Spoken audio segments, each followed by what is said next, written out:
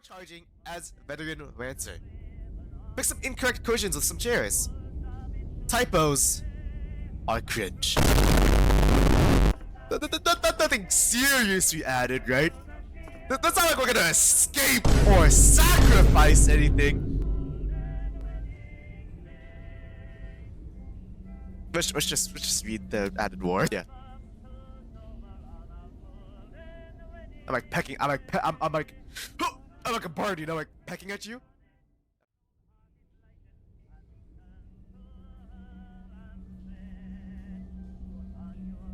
Hey guys, Yaki here, and welcome back to another small patch, that being version 0.0.87. Once again, what do you mean once again, bro? What? As the developer is getting ready for the release of the game, it is, once again, a nothing burger of a patch. Or is it? I mean...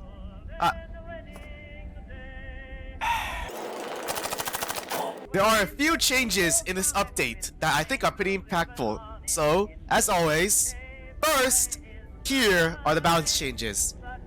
Vanguards cannot pick up their eye banner after placing it, similar to telescope or their shield, the Borg, and it's a naturally good change, right? The crest falls close, and far range damage drop-off has been increased by 10 studs, so you're able to kill people at a much farther range of, well, 10 studs. Large ambidextrous change. The fire rate boost per pistol has been removed, and instead the fire rate will always be twice as fast as the current fired gun, meaning your fire is effectively doubled with all pistols using ambidextrous. Do note though, there is an accuracy penalty after firing for a prolonged time, though it'll reset after a second or so. So if you want to be accurate, make sure you slow down your fire. But other than that though, just spam fire and just absolutely shred anything in front of you. With the balance changes out of the way, we will now go over the quality of life changes. The first one being, made each officer order play its own whistle signal. So that's pretty cool. Finished off all the missing equipment lore. I'll most likely read most of them at the end of the video. But awesome, that's sick. Added an option in settings to opt out of Dreadnought. If you really don't want to play Dreadnought, then there's an option to finally opt out, which, I mean, come on now, who doesn't want to play Dreadnought? The little arrows on the officer's compound order will also flash on the world objectives as well. And of course, if you don't want to see any of that, you can just mute other officer pings, and that's that. And lastly, we will go over the bug fixes, which we will begin now. Fixed an issue where your character tilts awkwardly with stuff like unshift locking or charging as veteran rancer. Fix some incorrect collisions with some chairs. Typos are cringe. Fix people in evacuation tripping tripwires, causing traps to go off. And that is small patch version 0.0.87. There isn't that much really. Nothing too crazy now, right? Nothing serious we added, right? That's not like we're gonna escape or sacrifice anything. Let's just read the added words. So I know ammunition pouch is one of the— oh my god! I've given ammo 875 times! What? Wasn't like the indicator for this added like a week ago or something? Or 2 weeks ago? Oh my gosh, I've given that much ammo? Damn. Okay, I think let's just read the word. Soldats were often tasked to carry extra ammunition for their fellow soldiers when needed. You can only carry so much on you when you're a more specialized role, after all. Ammunition had to be given up in place for stimulants, throwing axes, construction materials, and other knickknacks that were far better suited for the task at hand. There wasn't much to say about soldats. They made up the majority of fighting force and were the ones tasked to throw out all the ammo, put rounds down the range, and keep the heads down when needed. They weren't special, but they didn't need to be, because behind every rifle is a person, and not every person needs to be special. Just a person with humanity behind those eyes is all you need. Perhaps that was for the better in the end. When you become special, their flaws expose who you really are. Underneath narcissism, depression, arrogance, disillusion, sociopathy, and blind loyalty. It's okay to be normal. Normal is what kept us alive, what kept the light on, and maybe soon enough, sunlight will crack through the earth for us. What a cool description for something so simple as the ammo pouch, bro. Like, what? I'm pretty sure this unit has a new description. This, so I'm just gonna read it just in case. If not, then I'll still get it anyway. Fast-acting painkillers is not an easier price unit. Just place the needle in your neck and squeeze. You'll forget the pain, even if just for a moment.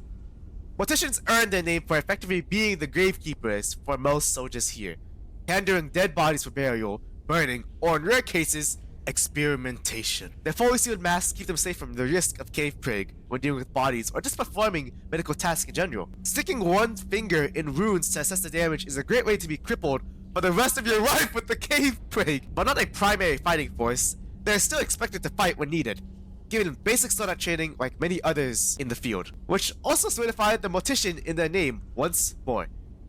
Burials were important. It allowed soldiers to come to rest. Stories of ghosts haunting for those who have never got a proper burial were common in the caves. Even those who aren't the superstitious type attest to hearing creakings and moans in the walls when they got quiet. So, the morticians took their handle seriously. They provided aid to those above the rocks, and allowed those underneath to come to rest. The duty is sacred, and joking about such might lead you with a headache in the next morning. Cool description. I'm pretty sure this guy's description, the trench whistle, so let's go over it now. The trench whistle is a humble form of communication and giving orders over how chaotic the sound of war could be by giving different whistle blast. Despite the name officer, the role is likened a lot more to that of a scout, carrying rest gear, a telescope, binoculars, and generally being well versed enough to write query. Officers mapped out terrain, defined where to go, points of interest, potential ambushes, attack routes, and a lot. Of course, this is only the experienced officers who knew what they were doing, and what the ones hiding in the back shouting, "Enemy over there!"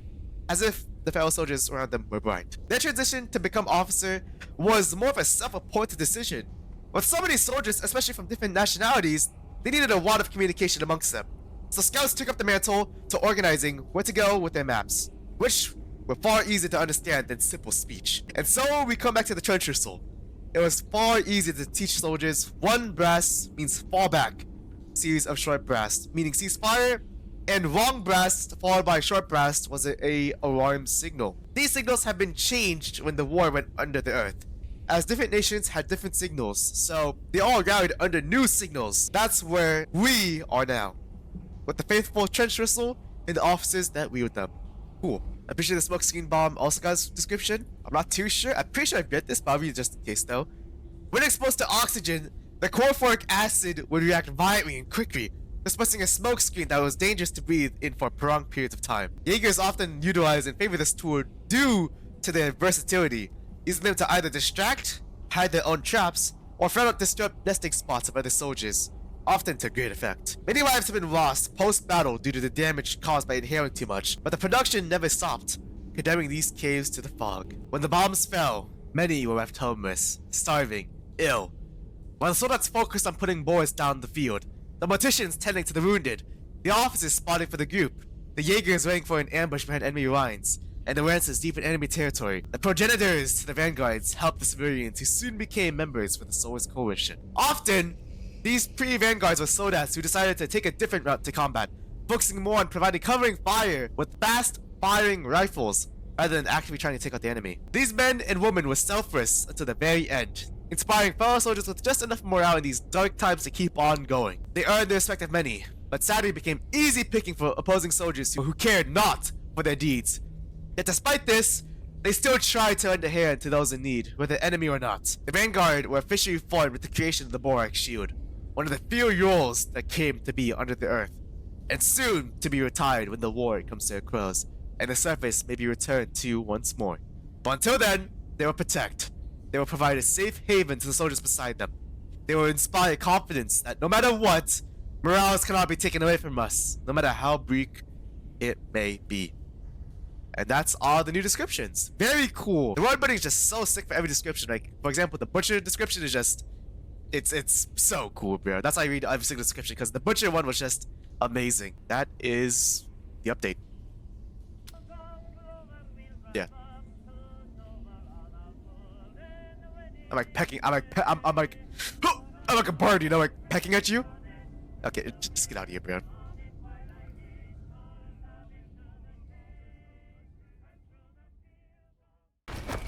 But why do we fight though? Why do we fight? Listen to me! Why do we put your shield down? For what purpose do we fight in this war? No! No! Oh no, stop! Stop! Stop! Stop! Stop! Stop! Stop!